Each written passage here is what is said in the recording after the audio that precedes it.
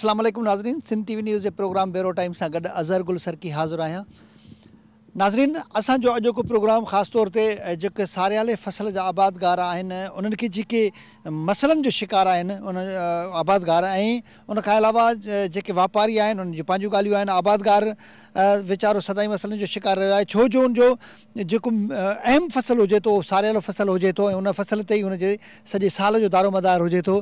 फ़ी एकड़ पैदावार ऐं फ़ी एकड़ ख़र्च जो जेकॾहिं काथो लॻाइजे थो त उन आबादगार खे बिल्कुलु कुझु बि पले नथो पए ऐं उनजो ख़र्च ऐं उपत ॼणो त नो प्रॉफिट नो लॉस वारी सूरत हाल ॼणो बीहे थी। कॾहिं कॾहिं त ईअं बि थिए थो त ॼणो हू अञा खसारे में थो वञे। इन हवाले सां असां अॼु कंदकोट कशमीर ज़िले जी सूरत हाल खे फोकस कयो आहे ऐं उतां जे जेका आबादगार आहिनि, उतां जा जेके वापारी आहिनि, मिल ओनर्स आहिनि, उन्हनि सां ॻाल्हि ॿोल थी आहे। असां हिन वक़्तु उते जेको कंदकोट वारी सूरत हाल आहे उन मुख़्तलिफ़ धुरियुनि सां ॻाल्हि ॿोल कई आहे। सिंध टीवी न्यूज़ जे रिपोर्टर बका मोहम्मद बंगवार हलो त ॾिसूं बका मोहम्मद बंगवार जी जेका उतां जे आबादगारनि ऐं उतां जी वापारी धुरियुनि सां ॻाल्हि ॿोल थी आहे उहा अव्हांखे ॾेखारियूं। नाज़रीन, जीअं त सॼे सिंध जीअं कंदकोट ऐं भरपासे वारे इलाइक़नि में बि सारियालो फसल जेको आहे त लही चुको आहे ऐं मार्केट में जेका आहे त सारियालो फसल अचे थो। आबादगारनि जो चवणु आहे त हिन वक़्तु सारियाले फसल में असांखे जेको आहे त नुक़सानु थिए थो ऐं जेका त फ़ी एकड़ ते असां हारी ऐं आबादगार नुक़सान ते वञनि था ऐं उन बाबति हू जेका आहिनि त को हाई कोर्ट में बि जिन पिटीशन दाख़िल कयो आहे, हाई कोर्ट जे हुकमनि जे बावजूद बि उन ते अमल न थियो आहे। अचो त हितां जे आबादगारनि ऐं हितां जे हारियुनि खां पुछूं त हू इन बाबति छा चवणु चाहिनि था। तव्हांजो नालो साईं? मुश्ताक अली बंगवार, कंदकोट। मुश्ताक खान, तव्हां इलाइक़े जा ज़मींदार आहियो, तव्हां जो सारियालो फसल बि आहे, तव्हांजो ज़मीन आहे, तव्हांखे फ़ी एकड़ जे हिसाब सां केतिरो तव्हांजो जेका आहे त लागत थिए थो ऐं केतिरो तव्हांजो उपत थिए थो? साईं बकावत साहब, तव्हां पाण अंदाज़ो करे सघो था जेखां 8 साल पहिरियां जनरल मुशर्रफ जे गवर्नमेंट में सारी जो रेट हुयो फ़ी मण 1100 खां 1200 रुपया, जिते DAP जो रक़म हुयो 2000 रुपया फ़ी बोरी ऐं जेको असां DAP छटियूं था पिया फ़ी एकड़ खे बोरी, ऐं यूरिया जो रक़म हुयो 800 रुपया ऐं डीज़ल 38 रुपए फ़ी लीटर असांखे आबादगारनि खे मिलंदो हुयो। हिन वक़्तु उहो DAP जेको आहे त 35 खां 3800 रुपया फ़ी बोरी असांखे मिले थो पियो। जेको यूरिया 800 में हूंदो हो असांखे उहो हिन टाइम असांखे 1900 रुपए में फ़ी बोरी मिले थो पियो। डीज़ल जेको 38 रुपए में हूंदो हुयो अॼु खां 8 साल पहिरियां, उहो हिन वक़्तु असांखे घणे लीटर तक़रीबन 80-90 रुपए लीटर थो मिले। ऐं रेट जेको असांखे 8 साल पहिरियां सारी जे फ़ी मण रेट हुयो 1100 खां 1200 रुपया ताईं फ़ी मण असांखे सारी जो मिले पियो, उहो हिन वक़्तु असांखे 700 रुपया मिली रहियो आहे। 700 जे हिसाब सां बिल्कुलु असांखे नुक़सानु आहे असांखे ऐं असांजे आबादगार जेके हारी आहिनि उन्हनि खे बिल्कुलु नुक़सानु थो थिए। को बि ॿुधण लाइ तयारु कोन्हे। असां काफ़ी दावूं कयूं आहिनि पहिरियां बि मीडिया में, ऐं असांजा आबादगार ॿाहिरि अॻे बि हाई कोर्ट बि विया आहिनि उनजे ख़िलाफ़ु, त बाबा असांखे नुक़सानु थो थिए। असांखे ख़दशो आहे त आबादगार हारी जेके आहिनि त अॻिते हली करे असांजूं ज़मीनूं बि आबाद न कंदा, छो जो उहे पूरो साल बचनि ॿारनि समेत हिकिड़ो काश्तकारी में कमाइनि था पिया ऐं उन्हनि खे देरे जे ॾींहुं उनखे उजूरो नथो मिले सही नमूने, त उहो छो कंदा इहो कमु? असांखे इहो ख़दशो आहे त अॻिते हली करे असांजूं ज़मीनूं गैराबाद थी वेंदा। उनजे करे त असांखे रिक्वेस्ट आहे त असांखे गवर्नमेंट खे रिक्वेस्ट आहे त असांखे सही उजूरो मिले ऐं DAPs ऐं पंहिंजो यूरिया जा रेट लाथा वञनि ऐं जेको आहे त असांजा रेट सारी जा कुझु वधाया वञनि ताकी असांखे कुझु फ़ाइदो आबादगार खे मिली सघे। ॿियो आहे जेको 8 साल पहिरियां 1100-1200 रुपए फ़ी मण, 8 साल खां बाद अॼु उहो असां 700 रुपए फ़ी मण विकिणूं था। हिकु तमामु हिकिड़े पाकिस्तान जे सिंध जे आवाम सां ज़्यादती ऐं ज़ुल्म आहे, ईअं सम्झो हिकिड़े क़िस्म जो त जेको आहे त आबादगारनि सां ज़्यादती थी रहियो आहे। तंहिं करे इहा ज़्यादती न थियणु खपे। अलाए छाजे लाइ आबादगारनि सां माटली माह वारो सलूक कयो पियो वञे। बिल्कुलु उनमें बकावत साहब दवाऊं जेके बि आहिनि उहे अचनि थियूं पियूं, काफ़ी दवाऊं 2 नंबर अचनि थियूं पियूं, जेके छटण सां असांखे को फ़ाइदो को रिलीफ नथो मिले, फसल असांजो नुक़सानु थी थो वञे। उनजे ॾिसण लाइ बि एग्रीकल्चर डिपार्टमेंट वग़ैरह जेके बि गवर्नमेंट जा ज़रात जा आहिनि डिपार्टमेंट, उहे उनखे ॾिसण लाइ तयारु, उनजे ऑफिसनि में वञूं था त उहे ताला लॻा पिया आहिनि, उहे सिर्फ़ु पघारूं खणी रहिया आहिनि, कोई बि मतिलबु उनखे विज़िट करण या ॾिसण लाइ तयारु कोन्हे। उहे सॼा उन्हनि सां मिलियल आहिनि।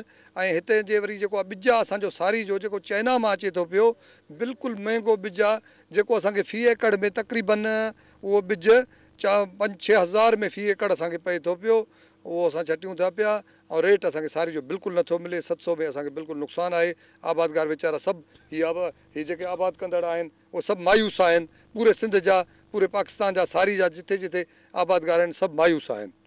तव्हांजो नालो? मोकमदीन सर। तव्हां छा आहियो हिते? हिते सर हारी आहियो? जी सर। अच्छा, तव्हां हारियुनि खे हिन फ़सुल में, सारे वाले फ़सुल में तव्हांखे केतिरो फ़ाइदो थिए थो कि एकड़ जे हिसाब सां छा तकलीफ़ूं आहिनि तव्हांखे? वॾियूं तकलीफ़ूं आहिनि सर। असां हिते ॿारनि बच्चनि समेत सॼो ॾींहुं कमाए हिते सर असांजा कमाए साह निकिरी वञे थो, पोइ बि असांखे पूरी महिनत नथी मिले ऐं सारी जो अघु बि पूरो नथो मिले। सॼो 6 महीना असां कमाए थकी पवंदा आहियूं, पोइ बि असांखे सही सारी जो अघु सही नथो मिले।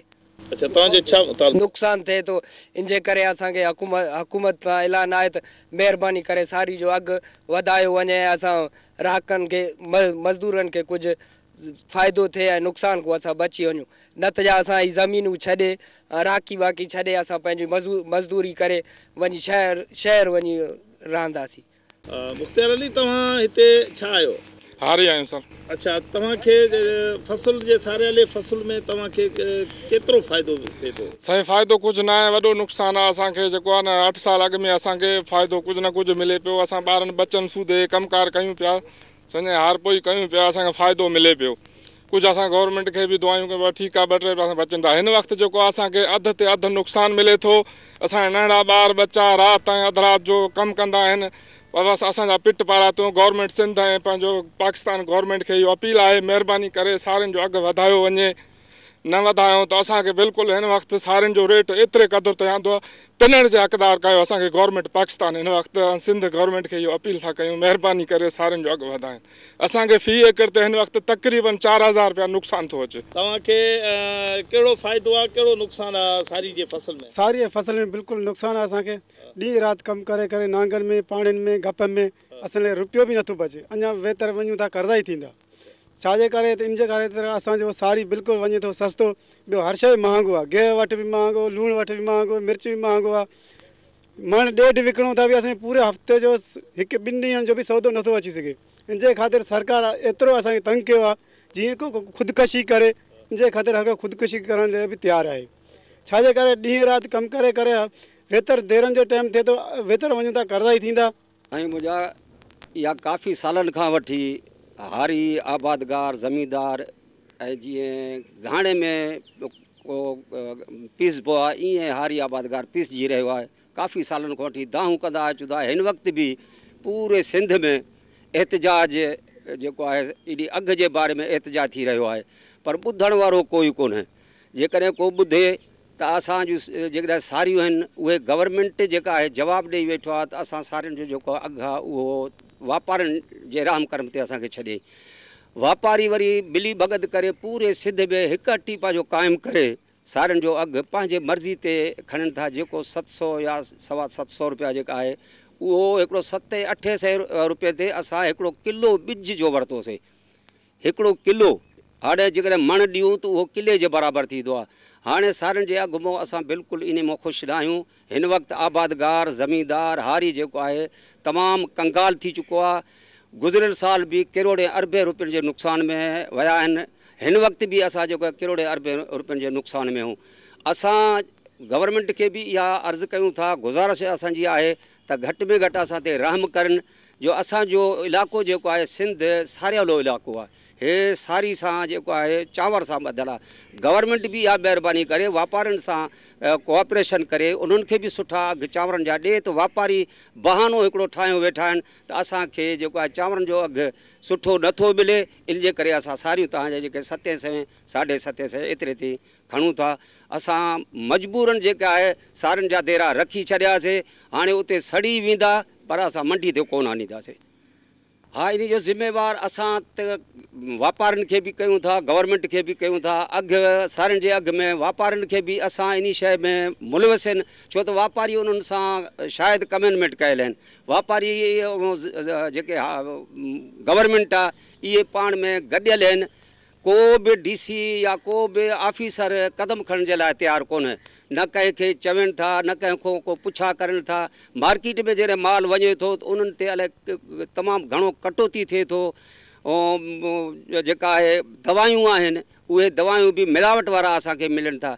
चवंदा आहिनि त ॿिज हुजे त निज हुजे। हाणे असांखे ॿिज बि सुठो नथो मिले, असांखे दवायूं बि जेका इहे साफ़ु सुथरा नथा मिलनि उहे बि मिलावट वारा मिलनि था। कॾहिं उनजे मथां छापो बि न लॻो आहे, को ॿुधण वारो कोन्हे। वापारियुनि खे जीअं मन मस्ती थिए थो, जीअं वणे थो, सारियुनि जो अघु बि पंहिंजे मर्ज़ी ते खणनि था, दवायूं बि पंहिंजे मर्ज़ी ते ॾियनि था। मिलावट वारियूं शयूं जॾहिं दवायूं असां वठी असां फसल में विझूं था, उहो फसल जो वॾे में वॾो नुक़सानु फसल जो थिए थो। उनजो 25-30% दवाउनि जे करे बि असांजो नुक़सानु थिए थो, अघ में बि नुक़सानु थिए थो। अच्छा, हिन वक़्तु हारी जी छा पोज़ीशन आहे? हारी कमज़ोर आहे। असां आबादकारनि खे, ज़मींदारनि खे हारी हाणे साईं जवाबु ॾिनो वेठा आहिनि त असां अॻिते जे लाइ हार कोन कंदासीं, गॾा गाॾो वहाईंदासीं, पर असां हार कोन कंदासीं। छो त हुननि खे पंहिंजो जेको आहे सीड़प आहे उहो उन्हनि खे कुझु बि नथो मिले। हारी हाणे साईं जवाबु ॾेई वेठा आहिनि ज़मींदारनि खे।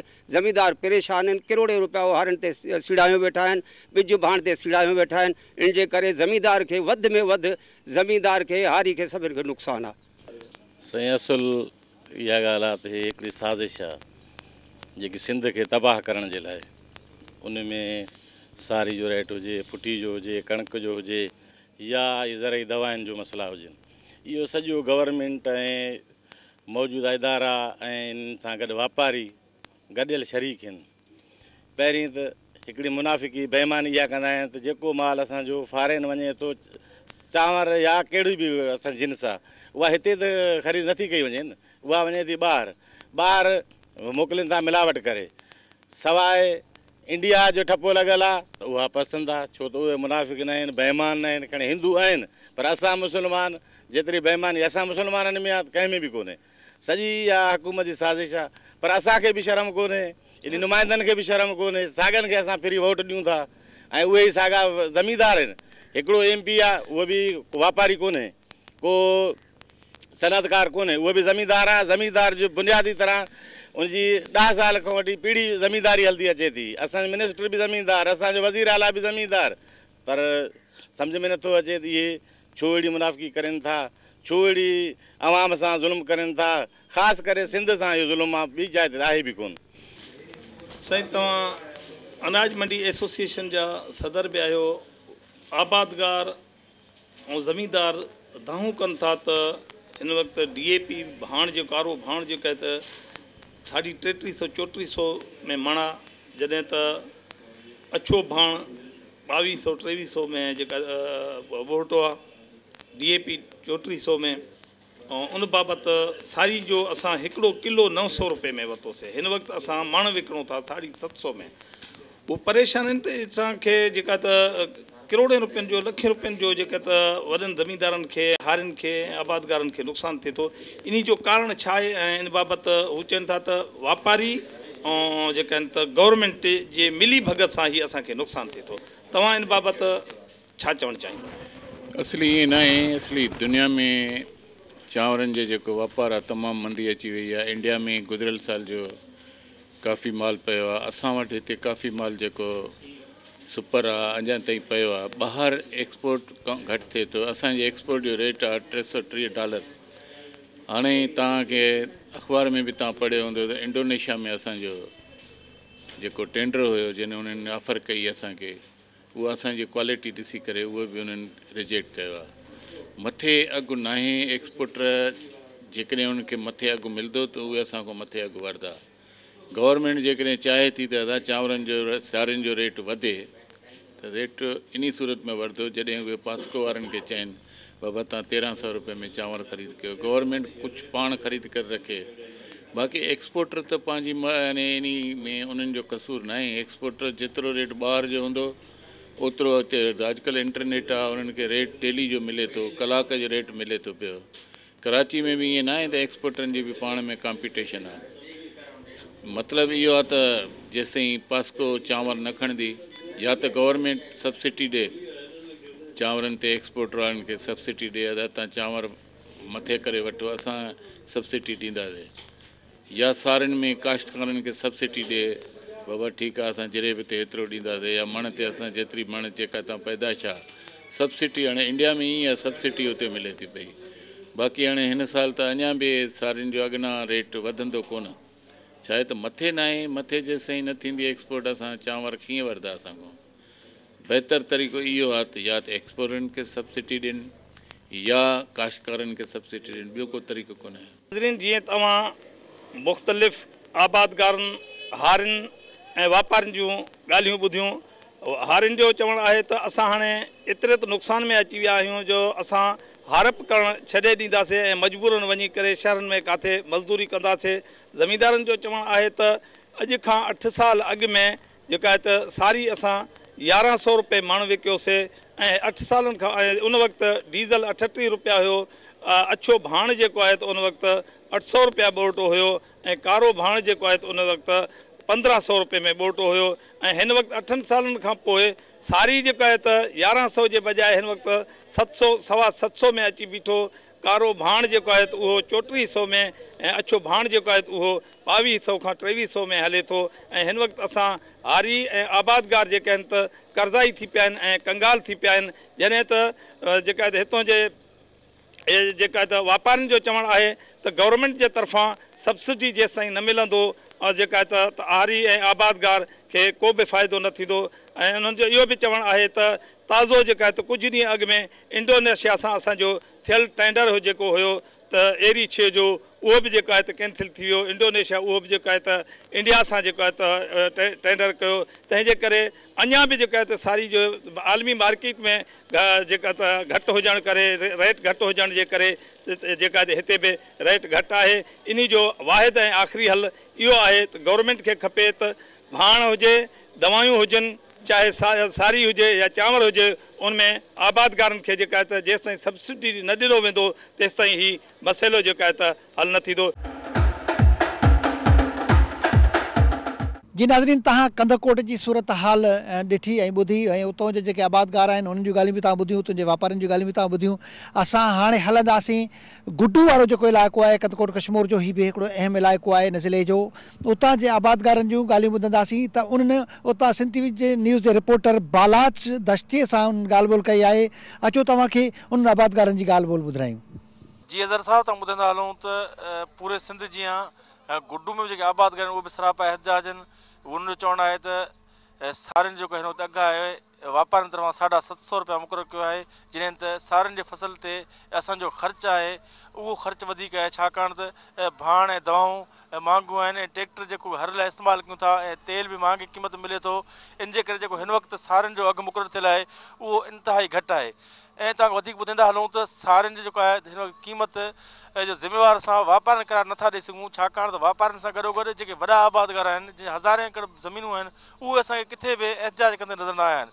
ऐं इन मां इहो साफ़ ज़ाहिर पियो थिए त जेके वॾा आबादगार आहिनि या हिते जा चूंडियल नुमाइंदा आहिनि उहे वापारियुनि सां बिट बणियल आहिनि, छाकाणि त चूंडियल नुमाइंदा माण्हू इन करे चूंडींदा आहिनि त उहे अवाम जे मसइलनि लाइ अॻिते हली ॻाल्हाइनि। पर असां वटि हिते चूंडियल नुमाइंदनि खे जे वात खे ॼण त मेहंदी लॻल आहे, उन्हनि कॾहिं बि हिननि माण्हुनि जे हक़नि लाइ कॾहिं बि न ॻाल्हायो आहे। हिन वक़्तु बि हितां जा आबादगार सरापा एहतजाज आहिनि। अचो त उन्हनि सां ॻाल्हि ॿोल कयूं। नसीअ सां मुतमन न आहियूं किथे असां ख़र्चु कढियूं। भाण 3000 या 3000 भाण ऐं 2000 यूरिया आहे। असां ग़रीब पुॼी नथा सघूं। एतिरो कोन्हे त असांखे भूसे जो रक़म मिले। भूसे जो आहे 900 रुपया। असांजो आबादगारनि जो सारियुनि जो आहे 600, 550, 600, 550। असां किथे कमायूं, किथे खायूं, किथे बचनि खे ॾियूं, किथे असां ख़र्चा ॾियूं। असां त व्याजनि में कर्ज़नि में पूरा आहियूं। बड़े महिरबानी असां सां इहो तवानी कयो। असांखे ढल पैसा त मिलनि, वरी बि असां ढलनि जा पैसा व्याजनि खां कढायूं था। पोइ किथे असांजो पूराई थींदो, किथे असांजो ढलनि जो पूराई थींदो। ढल ॾियूं त असां जेल में वेंदा पिया आहियूं। हुकूमत असां सां विढ़नि था। हुकूमत ॿधल आहिनि एमएनएन सां, मिनिस्टरनि सां, वॾे वॾे माण्हुनि सां। असांखे एतिरो कोन्हे त असां पंहिंजो जान छॾाए सघूं। बड़े महिरबानी करे असांजे ग़रीबनि जे मथां तवानी कयो। असांखे को बि फ़ाइदो आहे न हारी खे आहे न नंढे ज़मींदार खे आहे। उहे वॾा वॾा माण्हू जेका आहिनि मुफ़ादार फ़ाइदा उहे वठनि था, असां ग़रीब वेंदा आहियूं जेका थींदा। छो असांखे मार हुकूमत जे पासूं बि मिले थो, मिनिस्टरनि जे मथां मिले थो, असांखे लठ सोटा वरी हुकूमत बि ॾिए थो ढल जेका। बड़े महिरबानी करे असांजो दाहूं कूकां ॿुधो। अस्सलाम सही असां 100,000 रुपया वरितोसीं बिज जो किलो। असां एतिरा ज़मींदार न आहियूं, 5 एकड़ जा ज़मींदार आहियूं। उहा पाण रहंदा आहियूं, न ॿारनि में पूरा हूं न छा। हाणे सारी 4,000 में DAP वरितासीं, बग्गा खाद वरितासीं 1,800। असां पूरा न आहियूं हर ॻाल्हि में, न बचनि जा रोज़ी करे सघूं था न छा करे। असांखे रेट ॾियनि महिरबानी करे। पटवारी जिथे मिले थो उते असांजो बेइज़ती करनि था। पटवारी खे ॾियूं, असां रोज़ी कयूं, ॿार बचनि जा पेट पालियूं। महिरबानी करे असांखे रेट ॾियनि, महिरबानी करे कम से कम असां सां तावान करनि। असांखो माना रेट में ख़रीद करनि था। हिन टाइम माना 710 रुपया, 720 रुपया, 703 रुपया, उन में 20 रुपया किरायो आहे ट्रैक्टर जो, और 300 रुपया माना हिते कांटे जो असांखो वठनि था। वरी 2 किलो माना उहा वापारी सां बोरी जा कटनि था। उन में न कोई पैसा माना कोई आवाम कोई गरीब जो कोई ना कोई शइ पूरा ई नथो थिए। ते 1,000 रुपयो किलो सारी वरितोसीं। उहो सारी काश्तकार खे हिते जॾहिं जो उहो कटे बैंकुनि जा पैसा माना 600 रुपया बैंक जा कटनि था, और जेको 250 रुपया वरी माना कांटे जो वठनि था, 100 रुपयो मज़दूर जो वठनि था हुते लाई। तो कोई हिते ज़ुल्म आहे, कोई हिते अमलदार कोई कोन आहे। त हाणे जेको खाद आहे उहो 4,000 रुपयो बोरी मिले थो कारो, ऐं जो अछो आहे उहो 2,000 मिले थो। त ग़रीब वञनि काॾे, जो जिथे निकिरनि था त माना तपेदार जो जेको कपिड़ो आहे ज़मीनदार जे गिची में आहे। त ग़रीब वञनि काॾे, त का शइ कोन्हे ग़रीबनि वटि, जेका आहे वॾेरनि वटि आहे। अदा सारियुनि जो अघु आहे 700 750। हाई कोर्ट जॾहिं फ़ैसिलो 900 रुपया। तव्हां जेको ख़र्च पूरो लहे थो जेको हिन वक़्तु क़ीमत जे हिसाब सां? न सही कोन थो लहे साईं। उन में 700 जेको हाणे 720 रुपया वठनि था, उन में जेका 600 रुपया बैंक कटे थो, ऐं ॿिया 20 रुपया ॿिया कटनि था। इहो जेको कंप्यूटर जो हूंदो आहे, हारी खे जेको बचे थो भई 550 हिसाब ते जेको कोर्ट फ़ैसिलो थियो, उन में कोई बि माण्हू कोई वापारी मुतमैन न थियो, न उनजो अघु मिलियो बि सही। ऐं इन में सरासर हारनि ज़मीनदारनि सां नाइंसाफ़ी आहे। सारी जेको फसल आहे उहो माना ईअं ॿिनि हथनि सां असांखे लुटी विया आहिनि। तव्हां नंढा आबादगार ते एजाज खे नज़र अचो था, वॾा जेके ज़मीनदार आहिनि 1000 उहे छो नथा नज़र? छा उहे वापारनि सां मिलियल आहिनि छा? बिल्कुलु सही मिलियल आहिनि, उन्हनि खे मिले थो। उन्हनि जा जेका अनफिक्स मैन रखनि था, उन्हनि में उन्हनि खे माना 2 महीना 3 महीननि जा जेका हिसाब आहे उन्हनि खे मिले थो कमीशन जे हिसाब सां। जेका नंढा ज़मीनदार आहिनि उहा बिल्कुलु सफ़ा ईअं ग़रीब लाचार थिए वेठा आहिनि, उन्हनि खे कोई बि माना मदद करण वारो कोन आहे। असां एहतिजाज कयूं था, ऐं अॻे बि असां रखण मुगले में कयो आहे। हिन दफ़ा असां गुड में वेठा आहियूं, हुते एहतिजाज कयूं था, मान कोई हुकूमत ॿुधे। अदा तव्हां काउंसलर बि आहियो, आबादगार बि आहियो, रेट जेको 750 रुपया आहे, छा इहो रेट सही आहे सारियुनि जो? सर असांजे नज़रनि में त इहो नाजाइज़ी आहे। हारियुनि सां ज़मीनदारनि सां सरासर नाजाइज़ी आहे। असां इहो चवणु चाहियूं था त बराए महिरबानी असां पंहिंजे जेके MN आहिनि, MP आहिनि, उन्हनि खे इहो चवंदा त बाबा ग़रीब आवाम खे जेको आहे न, ग़रीब जेके नंढा नंढा ज़मीनदार आहिनि उन्हनि खे फ़ाइदो ॾियनि। वॾा ज़मीनदार त पाण ई फ़ाइदा वठी वञनि था, पर नंढा ज़मीनदार काॾे वञनि? नंढे ज़मीनदारनि जे लाइ को बि नथो सोचे त छा कयूं छा न कयूं। उहो ग़रीब पाण पंहिंजे पेट पालण जेतिरो बि उन वटि न बचंदो आहे। जेको हाणे इन टाइम 3400 3500 रुपया DAP खाद आहे, ऐं 1800 रुपया जेको न सूना यूरिया आहे। हाणे कणिक जो बिजाई थिए थो, उन में तव्हां पाण ॾिसो वञे त जिथे उहे ग़रीब हारी जेके ज़मीनदार आहिनि बिजाई करनि था, उहे रहनि था। चवनि था त असांजा माना जेके पोयां वारा कर्ज़ बि नथा लाहिनि, त असां हाणे राही छा जा कयूं? उहे पंहिंजे जाते परेशान आहिनि। बाक़ी वॾा ज़मीनदार जेके आहिनि उहे पंहिंजो पेट पालियूं जेके वेठा आहिनि, पंहिंजे बचनि जो छा कनि था। बाक़ी नंढनि ज़मीनदारनि जे लाइ कुझु बि न आहे। हाई कोर्ट लाड़काणो बेंच तरफ़ां 900 रुपया अघु मुक़ररु करण बावजूदि हितां जा वापारी हिकु हटी मुक़ररु करे 730 रुपये खां रेट वधीक ॾियण लाइ तयारु न आहिनि। इन हवाले सां हिन वक़्तु असां कश्मीर जा SDM साहिबु साईं मौजूदु आहिनि, उनखां पुछंदासीं त आख़िर उन ते अमल छो न पियो थिए। साईं सारियुनि जी जेका क़ीमत अघु घटि हुजण सबबि आबादकार मुसलसल एहतिजाज पिया कनि पिया, ऐं हू हाई कोर्ट विया। हाई कोर्ट लाड़काणो बेंच 900 रुपया अघु मुक़ररु करे छॾियो आहे, जंहिं उन ते अमल न पियो थिए। इन हवाले सां तव्हां छा चवणु आहे? महिरबानी सर, तव्हांजी जो हिकिड़ो बर्निंग इशू आहे आम माण्हूअ जो, जैसां सऊं सिधो वास्तो आहे असांजे गिरोवर जो। इन इशूअ ते तव्हां रखी आहे सिटिंग। हाई कोर्ट जो जेको फ़ैसिलो आयो आहे असल में उहो इम्प्लीमेंट थियण लाइ पतो न आहे त हाई कोर्ट कंहिंखे डायरेक्शन ॾिनी आहे त तव्हां हिन ते अमल दरामद करायो। असांखे सिधो अहिड़ो को हुकुम जारी न थियो आहे त हे रेट वठो माण्हुनि खां या हे हिन ते अमल दरामद करायो या उनजो वास्तेदार डिपार्टमेंट कहिड़ो आहे हिते जेको उन ते अमल कराईंदो। असांखे हुकुम मिलियो असां बिल्कुलु कराईंदासीं। भई जेतिरे क़दुरु हितां जो मक़ामी तव्हांखे ॿुधायां सूरत हाल त हिते हिननि मोनोपोलाइज़ करे छॾियो आहे, हिकु हटी क़ाइमु आहे। हिते जेका आहे उहा मंडी उहा बंदि लॻी पई आहे ॼाणी वाणी। कांटो बि हिकिड़ो आहे, हिकिड़ी मख़सूस कम्यूनिटी आहे उहा पंहिंजे मक़सदनि पंहिंजे इरादनि पंहिंजे मर्ज़नि मुताबिक़ उहा घुटे थी पई आम जेको खातेदार आहे आम गिरोह आहे उनखे। उनजे लाइ जेकॾहिं डिसीशन आयो आहे ऐं उनखे एडमिनिस्ट्रेशन खे विच में आणनि था पिया त असां उनखे बिल्कुलु पोइ उहो अमल कराईंदासीं पियो। जी तव्हां पाण ज़िक्र करियो त हिते हिकु हटी क़ाइमु थियल आहे, अनाज मंडी बंदि आहे केतिरे अरसे खां वठी, जिते करोड़नि रुपया उते ख़र्च बि थियल आहिनि। उनखे एक्टिव करण लाइ तव्हां वटि अख़्तियार बि आहिनि। छा उहे माण्हू तव्हां खां वधीक बासर आहिनि ताक़तवर आहिनि जो उन ते एक्शन नथा खणी सघो तव्हां? उनजे लाइ कोशिशूं वरितियूं हुयूं। हिकु त माण्हू होॾे अचण लाइ जॾहिं बि ॾिसो न गवर्नमेंट त अमल कंदी आहे त हे बस स्टैंड आहे इहो ॿाहिरि कढो, ॿाहिरि उनखे बस स्टैंड बि ठाहे ॾींदी, या वेगन स्टैंड आहे त शहर में वधीक थी वई आहे, उन्हनि खे शिफ्ट करण में थोरो टाइम लॻंदो आहे। असां कोशिशूं वरितियूं आहिनि पर हिन विच में हिकु त अॻु में हुनजो कमु बि एतिरो नाक़िस हलो उहा पंहिंजो विञाए वेठी आहे। सो हाणे असां कोशिशि कयूं था ॿीहर त सभिनी जेके माण्हू आहिनि इहो थोरो हिकिड़े माण्हूअ जो कमु न आहे, हिकिड़े इदारे जो कमु न आहे। उन में पुलिस बि थींदी, रेवेन्यू बि थींदो, एग्रीकल्चर बि थींदो, हितां जा स्टेक होल्डर बि थींदा, सभिनी खे विहारे हिकिड़ो दफ़ो इहो असां इहो तमामु सुठी ॻाल्हि आहे ऐं हिननि खे असां छिके हिते ज़रूरु आणींदासीं ऐं थोरे अरसे में ई आणींदासीं।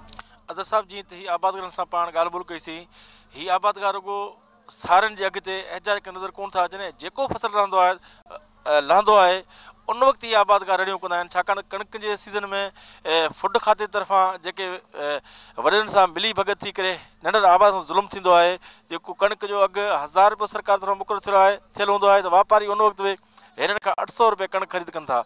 हिन वक़्तु सारनि जो रेट हाई कोर्ट तरफ़ां इहो फ़ैसिलो न आहे 900 रुपया वरितो ईअं, पर तंहिंजे बावजूदि उन ते अमल कोन थो थिए। जीअं त हिननि जो चवणु आहे त हिन सॼे मामले में वापारनि सां गॾु हितां जा जेके बाअसर वॾेरा आहिनि, जेके हज़ारे एकड़ ज़मीन रखंदड़ ज़मीनदार आहिनि ऐं चूंडियल नुमाइंदा, उहे बि असां सां गॾु बीहण लाइ तयारु न आहिनि। उहे बि वापारनि सां बिट बणियल आहिनि, छाकाणि त उन्हनि जो उते शायदि को कमीशन मुक़ररु थियल आहे या का ॿी ॻाल्हि आहे। बालाच दश्ती असांजे उतां सिंध टीवी न्यूज़ जो रिपोर्टर गुडू अचे उतां जे आबादगारनि सां ॻाल्हियूं कयूं, उहे अवां ॿुधियूं। असां हाणे कश्मीर वारो जेको इलाइक़ो आहे उते सिंध टीवी न्यूज़ जो रिपोर्टर कृपाल केसवाणी मुख़्तलिफ़ आबादगार धुरियुनि सां ऐं वापारियुनि सां ॻाल्हायो आहे। असां हलंदासीं कश्मीर ॾांहुं त उतां जे वापारियुनि ऐं उतां जे जेके आबादगार आहिनि उन्हनि जूं कहिड़ियूं दाहूं आहिनि या वापारियुनि जा कहिड़ा हीला बहाना आहिनि। उते कृपाल केसवाणी उन्हनि सां ॻाल्हि ॿोल कई आहे। अचो त उहा ॻाल्हि ॿोल अव्हां खे ॿुधायूं। जी अज़र कश्मीर ज़िलो जेको आहे सारियुनि जे हवाले सां या उन सारियुनि जो जेको फसल पोखण जे हवाले सां मशहूरु आहे। कश्मीर ज़िले अंदरि हर सीज़न में जेको आहे लखें एकड़ जेको आहे या लखें मण जेको आहे सारियूं जेके हिते पोखियूं वेंदियूं आहिनि, जंहिंमें एरी 6 आहे, एरी 9 आहे या इवन बासमती चांवर बि हिते पोखिया वेंदा आहिनि। पर गुज़िरियल 2-3 सालनि खां हितां जेको आहे सारियुनि जो अघु जेको आहे तमामु घटि आहे ऐं सारियुनि जो मुनासिबु अघु न हुजण करे हितां जे आबादगारनि खे सख़्तु परेशानी जो मुंहुं ॾिसणो थो पइजी रहे। इन हवाले सां आबादगारनि सां गॾोगॾु जेको आहे हितां जा जेके ज़मीनदार आहिनि, ज़मीनदारनि सां गॾोगॾु जेके राइस मिल्स होल्डर आहिनि या जेके वापारी आहिनि, उहे बि चवनि था त जेके सारियुनि जो मुनासिबु अघु न हुजण करे जेकॾहिं हिकिड़े पासे आबादगार जेके परेशान आहिनि त उहे चवनि था असां बि परेशान आहियूं, असांखे बि नुक़सानु थिए थो। अचो त इन हवाले सां कश्मीर जे जेके आबादगार आहिनि उन सां ॻाल्हि ॿोल कयूं था त छा सारियुनि जो जेको आहे मुनासिबु अघु न हुजण करे उन्हनि खे कहिड़ा मसइला आहिनि। कुझु कोन थो थिए साईं, 30-35 हज़ार एकड़ जो ख़र्चा हिसाब क्यों कटे सटे असांखे पलाल बि कोन थो अचे। हिन हिसाब सां 30-35 हज़ार रुपया ख़र्चा एकड़ ते सर। उनमें साईं बिज आहे, DAP आहे, हर आहे, ब्लेड आहे, थ्रेशर आहे, किरायो आहे, अन जो मतिलबु गॾाए सॾाए मतिलबु हर शइ तक़रीबन 30-35 हज़ार रुपया 25 खां 35,000 रुपया एकड़ जो ख़र्च थिए थो। हाणे घणो रेट आहे कश्मीर जो सारे जो? कश्मीर जो रेट 700 खां 750 ताईं, पोइ कंहिं टाइम 20 या 25, कंहिं टाइम 30 या कंहिं टाइम बसि इन हिसाब सां आहे। तव्हांजे हिसाब सां तव्हांजो अंदाज़ घणो हुजणु खपे माण्हू जो? साईं कम से कम 1000 रुपयो हुअणु खपे, पोइ कुझु न कुझु आबादगार ऐं हारी खे कुझु न कुझु बचंदो। अच्छा, वापारी जेके कटौती कनि था छा भला मण ते? हा, उहो बि ॿोरी ते किलो कटींदा पिया आहिनि। किलो, हा। उहो बि नुक़सानु थिए थो, उहो बि उन्हनि जो फज़ूल ईअं आबादगार जो वञे थो, किलो 1.5 2। तव्हां छा सम्झो था, इहा वापारनि जी मिली भगत आहे या मथे वापारनि जो को रेट कोन्हे चांवर जो? अहिड़ो को मसइलो वापारनि सां ॻाल्हायूं था त उहे चवनि था त मथे चांवरनि खे को रेट कोन्हे को। असां हाणे कहिड़े हिसाब सां ख़रीद कयूं? एतिरे हिसाब सां चांवरनि जो रेट 1020 खां 30 खां 10,500 ताईं आहे। असां कहिड़े हिसाब सां मथे वठूं? उहे इहे ॻाल्हि करनि था। हाणे मथे गवर्नमेंट खे बि अपील आहे जेको आबादगारनि जो हारियुनि जो कुझु न कुझु ॿुधे। इन हिसाब सां असांखे त पलाल बि कोन थो बचे। हिन महिल असां सां कश्मीर राइस मिल्स एसोसिएशन जा सदर आहिनि सेठ लक्ष्मण दास केसवाणी साहिबु। साईं सां ॻाल्हि ॿोल कयूं था त आख़िर अघु जेको छो घटि आहे? नमस्ते। तव्हां इहो ॿुधायो त जेके आबादगार जे अंदरि रेट जेको सारियुनि जो तमामु घटि आहे, उहो छो घटि आहे? आबादगार पंहिंजी ॻाल्हि ते सही आहिनि। आबादगार खे हक़ सही नथो मिले, उहो इन करे नथो मिले त असांजा चांवरनि जा अघु घटि आहिनि। गुज़िरियल 3 सालनि खां वठी इंटरनेशनल मार्केट एक्सपोर्टर जेके कराची में वेठनि, इहे पंहिंजी मनमाई करनि था, असांखे नुक़सानु एक्सपोर्टर ॾियनि था। उहो असांजो फसल लहे नथो, फसल लहण खां अॻु सौदा वठी करे हिकिड़ी ॿी करनि था वेठा। असांखे नुक़सानु जेको ॾियनि था एक्सपोर्टर ॾियनि था। अच्छा, आलमी मंडी में भला रेट घटि? न न न न, पार्लियामेंट में रेट घटि कोन्हे। बिल्कुलु सही। अच्छा, भला हितां जा आबादगार जेके कश्मीर ख़ासि चवनि था त असांजे जेको 1 किलो कटौती बि कई वञे थी बोरी ते। कटौती जो रवाज आहे असांजो न। डिस्ट्रिक्ट लाड़काणो, पंहिंजो कंबर, जेकाबा, जिते किथे बलोचिस्तान में बि इहो मुंड गोॾी रवाज हलंदड़ आहे। सिंध बलोचिस्तान में या पूरे पाकिस्तान? पूरे पाकिस्तान में। माने 1 किलो कटौती? पंजाब में बि, पंजाब में बि, पंजाब में अञा 1.5 किलो आहे असां वटि किलो आहे। पंजाब में बासमती सारनि ते 1.5 किलो आहे। आबादगार सां ज़ुल्म असां हुकूमत काख पटे एक्सपोर्टरनि खे दॿ ॾे। एक्सपोर्टर ज़ुल्म जेको एक्सपोर्टर करनि था। असांखे बि नुक़सानु आहे। 3 सालनि खां वठी असां बि नुक़सानु करूं। 3 साल सां असां बि नुक़सानु करूं। नुक़सानु टोटली मिल तो पूरे पाकिस्तान में मिल वारा नुक़सानु। हिकु असां न, पूरे पाकिस्तान में मिल वारा नुक़सानु। इन कश्मीरी राइस मिल्स एसोसिएशन जे सदर सेठ लक्ष्मण दास केसवाणी तव्हां जेका ॻाल्हि ॿोल ॿुधी जंहिं सेठ साहिब जो चवणु आहे त बिल्कुलु जेको आहे आबादगार खे इन रेट जो जेको सारियुनि जो रेट घटि आहे उन ते उनखे नुक़सानु आहे। साॻे टाइम ते हू चए थो त असां वापारी जेके मिल्स असां होल्डर आहियूं, असांखे बि जेको आहे इन हवाले सां वॾो नुक़सानु आहे। छाकाणि आलमी मंडी में जेको आहे रेट सही आहे, पर असांजा जेके मुल्क जा एक्सपोर्टर आहिनि उहो जेको आहे न उनखे बाउंड कयूं वेठा आहिनि, जंहिंजे करे साॻे वक़्तु आबादगारनि खे बि नुक़सानु आहे इन हवाले सां, ऐं साॻे वक़्तु राइस मिल्स जेके होल्डर आहिनि या वापारी आहियूं असांखे बि इन हवाले सां नुक़सानु आहे। कृपाल केसवाणी मुख़्तलिफ़ धुरियुनि सां ॻाल्हियूं कयूं। ऐं हाणे असां कंदकोट कश्मीर ज़िले जो साॻियो हिकिड़ो ॿियो तालको आहे, तंगवाणी तालको आहे। उन तंगवाणी तालके ॾांहुं हलंदासीं। उते असांजो अब्दुल बारी मलक आहे, सिंध टीवी न्यूज़ जो रिपोर्टर। उन मुख़्तलिफ़ धुरियुनि सां ॻाल्हायो आहे, उन्हनि जी ॻाल्हि ॿोल ॿुधंदासीं ऐं ॾिसंदासीं त उतां जे आबादगारनि जी कहिड़ी राय आहे, हुननि जूं कहिड़ियूं दाहूं आहिनि। असांजे जेका आहे सिंध जो मैशियत 75% मैशियत जेका आहे उहा ज़रात सां वाॻियल आहे। अॼु जेका अन्न जो जेका आहे रक़म आहे, जेका रेट पियो मिले मंडी मां या मिलनि मां, उहो 700 ताईं मिले थो। जंहिंमां मंडी जो जेका आहे कमीशन आहे दीवाननि जी, मज़दूरनि जी, उन में 30 रुपया उहो कटियो वञे थो। ईअं सम्झ 650 ताईं असांखे जेका आहे मण पए थो। वॾो ख़र्चु थी वियो आहे, माण्हुनि जो नुक़सानु थी वियो। जंहिं दीवाननि जेका आहे कर्ज़ा ॾिना आहिनि आबादगारनि खे, उहे ई परेशानी उन्हनि जा बि नथा लही सघनि। असां इंतिज़ामिया खां घुर कयूं था त आबादगार जी जेका सिंध जी जेका ज़राइत आहे उहा सिंध जी ईअं सम्झ हरीड़ जी हॾी जी हैसियत रखे थी। जेसिताईं असांजी मैशियत ठीकु न थींदो त जेका ज़रात ठीकु न थींदो तेसिताईं सिंध जो मैशियत ठीकु न थींदो। आबादगारनि सां इंसाफ़ कयो वञे ऐं जेका आहे सारी जेका आहे 6 नंबर आहे उनजो 900 रुपया अघु मुक़ररु कयो वञे ऐं जेका आहे सुपर आहे उनजे कम से कम 2200 रुपया मुक़ररु करे आबादगारनि खे पंहिंजो जेका आहे महिनत जो अज़ालो ॾिनो वञे। साईं हाई कोर्ट इहो फ़ैसिलो ॾिनो आहे त उनखे 900 रुपया जेको त अनाज ख़रीद कयो वञे सारियुनि जो, इन बारे में तव्हांखे छा अनाज 900 रुपया वापारी ख़रीद कनि पिया? न, किथे कनि था, हे सॼो मीडिया आहे, माण्हू आहिनि, तव्हां ॾिसो पिया किथे बि न आहे। इहे ई 700 रुपया पियो हले, हुन में 30-40 रुपया जेका आहे कमीशन आहे ऐं वहीं 600-650 रुपया जेका आहे मण विकामजे पियो। वापारी छा था चवनि? वापारी कुझु नथा चवनि, उहे हितां जे लोकल इंतिज़ामिया खे ॾे वठि करे DC सां ॾे वठि करे पंहिंजे मन पसंदि रेट पिया ॾियनि आबादगारनि खे। आबादगारनि खे एतिरे में मुनाफ़ो आहे हिन में? न, ख़र्चनि में आहिनि। असांजा हारी त अञा ताईं मौलाई जेका आहिनि सॼो 6 महीना उन्हनि कमायो, रूंबो कयो, लाबारो कयो, थ्रेशर हयो, उनखां पोइ जेका आहे अञा ताईं माना उन्हनि जो दीवान जो कर्ज़ु न लही सघियो आहे उन्हनि खां। जेका आहे असां मुतालबो कयूं था ऐं आबादगारनि खे बि इहा हिन जेका आहे सिंध TV जी मार्फत चऊं था त अचनि गॾिजी जेका आहे एहतिजाज कनि इन जे मसइले में। असीं हुकमराननि खे बि चऊं था त जेका आहे एॾो ज़ुल्म आबादगारनि सां न कनि, सारी जो अघु खे फौरी तौरु वधाए ऐं उन्हनि खे इंसाफ़ ॾिनो कयो वञे। एकड़ जो ख़र्चो तमामु ज़्यादा आहे। हिन टाइम ते जेको अघु असांखे मिले थो उन में को हिसोपति बि न आहे। 600 रुपया साढा जीअं सम्झो सारनि जो अघु मिले थो। फ़ी जेको ज़रई दवायूं आहिनि, फ़ी भाण जो बोरी 5000 रुपया रखाए रहिया था। उनमें ॿिज, भाणा, हरा वग़ैरह ज़्यादा ख़र्चो आहे। हिन टाइम सारनि जो अघु आहे जेको वापारी ऐं जेके आहिनि हिकु हटी क़ाइमु कयल आहिनि उहो 700 खां मथे कनि या अघु कोन था कनि ऐं उन में वरी 50 रुपयो फ़ी मण ते ख़र्चो था कटनि, जेको 600 रुपया साढा असांखे फ़ी मण जो हिसाबु मिले थो। इन जे करे असांजी न सालानी ॿिज ऐं भाण जो कर्ज़ो बि कोन थो लहे। न असां आला अमलदारनि खे अपील कंदासीं त कुझु रेट खे वधाइनि जीअं असांजी अघु सारनि जो को सुठे नमूने सां पैदावार ॾेई सघे।